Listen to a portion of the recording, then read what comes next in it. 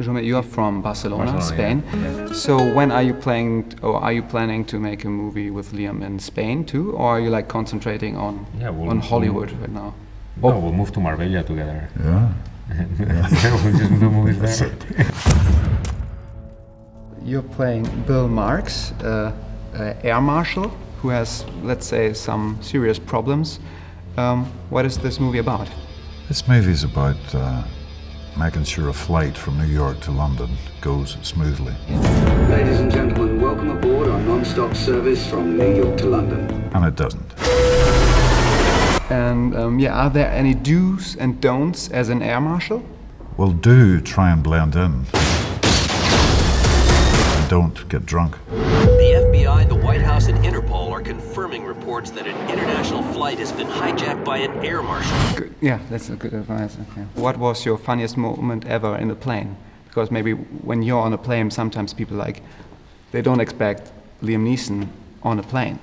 One of the most embarrassing, I could tell you one of the most embarrassing things that happened last year. I was on a flight in Texas, no, in New Mexico, and this flight assistant sort of yelled and squealed because I was in Batman Begins and one of the other actors was sitting 3 rows behind.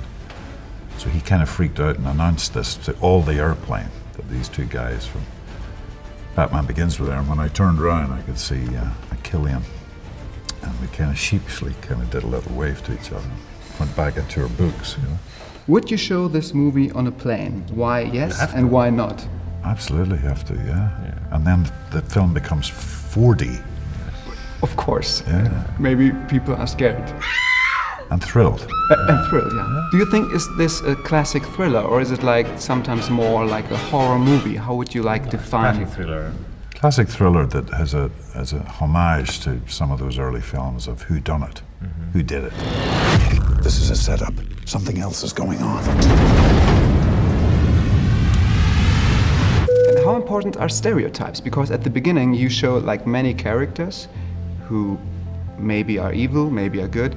So how important are stereotypes? In a thriller especially, I think it's very important because, we're in the eyes of a character whose job is to observe people, but the audience also do that naturally. Of course, the own movie you make is always the best one, but did you ever have, or did you have in life a movie where you decided to become an actor and you decided to become a director? Do you have like that movie? For me it was an amalgam of many westerns I saw as a kid. B-movies. Could you choose one particular? Searchers, for me. Searchers? Yes, The Searchers. Any of those John Ford films actually for me. Yeah. When you were a kid, you're so small, that world is so big, and back then you'd still see them in the theater and they were huge. And for me it was that I found out that was actually a job. I was like, there's obviously no question what I'm going to do. How do you get all the information to kidnap a plane? Because I was watching the movie and I was like, oh, I didn't know that. And oh, this is good information too. So how did you get all this information? We researched with real air marshals. All of this comes from scenarios that would never happen, but they still train for the most absurd possibility because they have to think further than anybody else out there. We're midway across the Atlantic. How do you kill someone in a crowded plane and get away with it?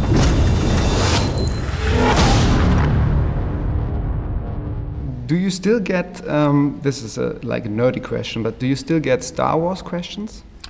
Not so much. Okay, but still. But of all the questions I did get was how does the lightsaber work? And the Star Trek nerds would say, well you think it into the lightsaber turning on. I said, no, there's a button. Of course. It's red, it's on and off. Tomorrow you're going to meet Wetten Das, Markus Lanz. He's like the Jar Jar Binks of German anchors. What do you think when you hear Jar Jar Binks? Well, my memory, I know he got slated by critics, but the Ahmed Best, who played him, was the most fantastic guy. So I have very, very fond memories of Jar Jar. Oh, muy, I love yours. If you had to choose your last supper, your last meal, what would it be? If you know, okay, but that kitchen can cook everything you want. Because I would choose the spaghetti my mama made. What would be your last supper, your last meal? For me, I know it definitely would be the roast chicken my wife used to make. Okay, and your? For me, you don't even have to cook. It's the jamón de jabugo. It's just, you know, like the jamón. The bacon? The black ham. Yeah, like the you know, like the prosciutto, but the Spanish version, which is 10 times better. Okay, of course. That's right. Yeah. Not like That San one. Daniele, come on, of Yeah. course. Yeah.